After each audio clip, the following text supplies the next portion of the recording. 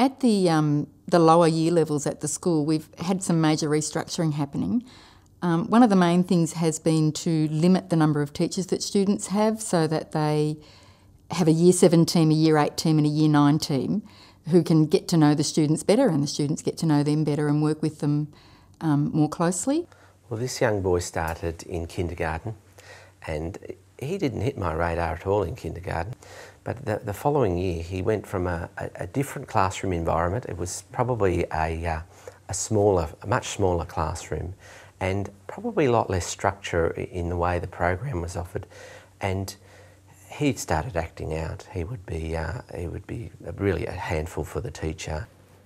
Over time, with the person who was working with the special ed, we put in place a whole lot of strategies to assist him. So were visuals and calming corners, social stories. There was a support group that we called Tool Time in the school, and gradually he would make a change. But there was a time where he had a very serious incident with another child. The parent was of that child was wanting, I think, to remove the child from the school because of the concern that her child may be injured. And we ended up having a number of meetings about that. Often they were very heated, with me going into bat for the student with the disability and her possibly wanting the expulsion or the removal of this child. And I wasn't prepared to let that happen. And so sometimes in this job you have to fight. You have to fight hard for these students because they really don't have terribly many people to fight for them. And there was a lot of conversation going on around how we support the child and how we can make the place safe for everybody else. And one of the other things that we've introduced is a learning mentor system where each mentor, staff member, has a group of 13 students that they track through the school and look after their needs both pastorally and academically, and just have someone that definitely knows what's happening for that student so they don't slip through the cracks. An amazingly powerful story that I can share with you is about our parents. They've formed together a group that they call Tricky Kids, and it's an incredible support group for these parents.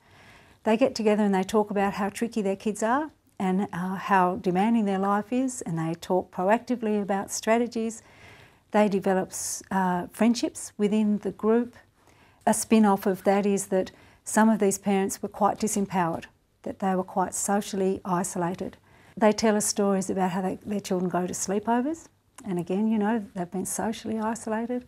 And then I do something like walk down to canteen to get my lunch, and there's one of the mothers working in the canteen. And I just think, wow, you have built this and you've enabled this, and it's the most supportive and amazing tool that we have. We also had the opportunity then to start a cultural shift from that mentality of special eds in the annex, away out of mainstream, to having really all of our students in classes for most of the time. Colour is gradually coming into the whole scene at school. At first there was some resistance about visuals being only for early childhood and childish, but now they are springing up in every primary classroom. Every classroom has a timetable. Most classrooms use timers now. There are visuals now for picking up the degrees of noise, like they do on fire, you know, danger, bushfire danger signs. The wheels are starting to shift. It's like moving a big stone, you know. It's just starting to roll. It really is. People don't even talk about annex now. They talk about the learning centre, and they talk about it positively, and they want to be part of that. And children move from there and transition to classrooms without much problem, and transition to other learning environments without much problem. So if you stood out and sort of stood in the middle of the quadrangle with your binoculars and you tried to spot the ASD student, you'd have difficulty sometimes.